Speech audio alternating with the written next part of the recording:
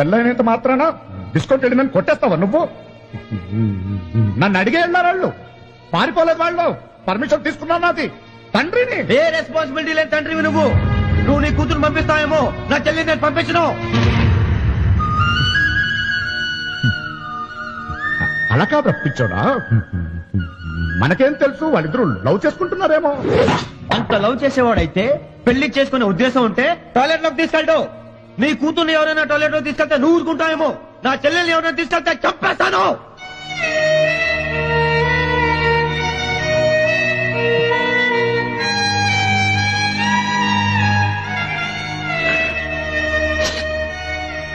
లక్ష్మి, నీ పెంపకానికి నా పెంపకానికి చాలా తేడా ఉంటే